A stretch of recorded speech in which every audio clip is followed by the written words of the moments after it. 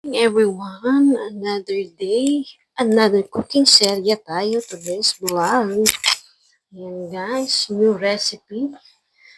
Meron ako dito apple, onions, garlic, Chinese cabbage, at pork chop.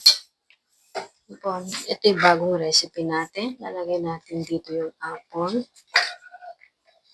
Ito yung walang water, steam lang natin. Apple.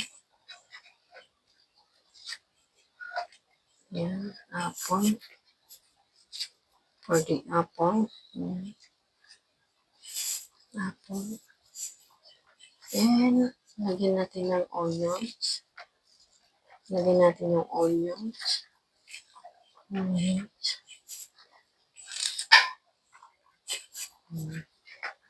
Tapos ito, garlic. Garlic. Tapos lagyan na natin ng ating Chinese cabbage. Ayan. Ayan siya.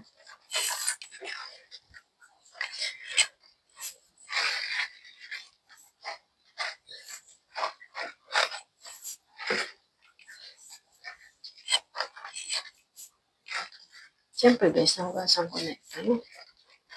Ito yung new recipe.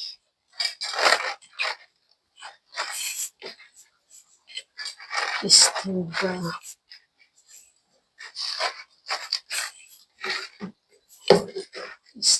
pork chop. Siyempre, lagyan natin ng kaunting salt ang ating karne.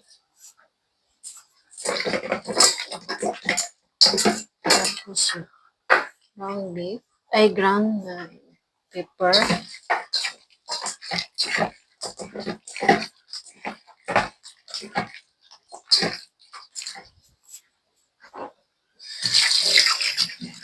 Hugas tayo ng kamay.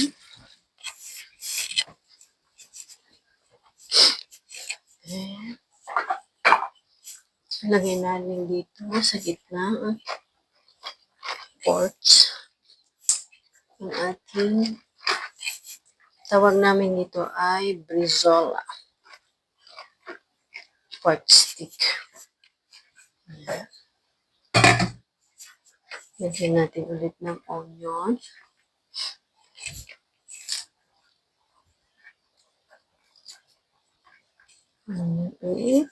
Dami onion.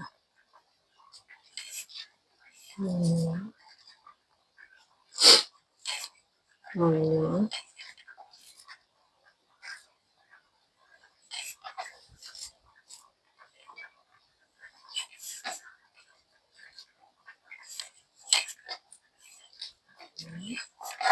Chili garlic.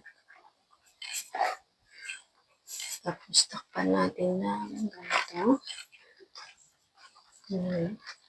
Iwan. Steam ko lang siya guys.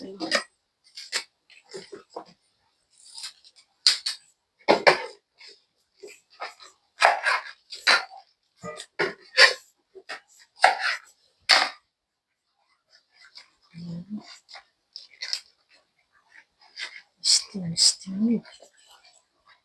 Para matakpan. Then, apple ulit.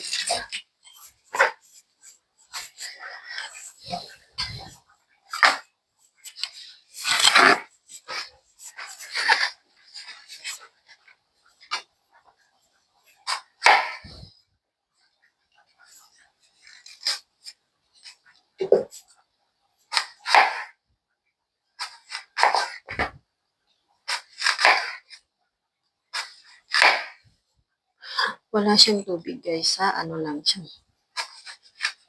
Low fire ko siya. Lutuin natin hanggang mga 2 hours.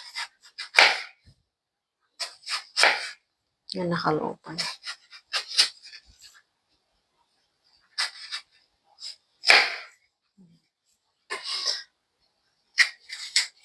Kahit anong klaseng apple, pwede siya.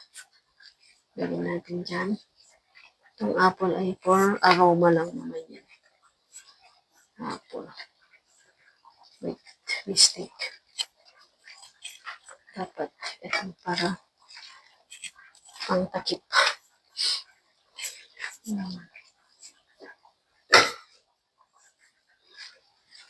Yun.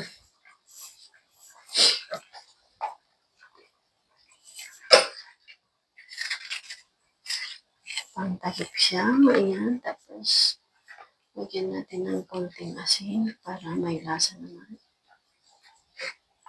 Brown, paminta. Ayan. Tapos, takpan na natin ang ating steamed pork chop. Ayan.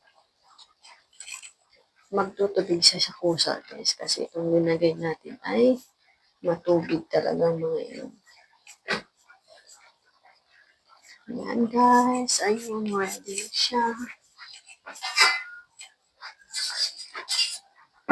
I-open natin.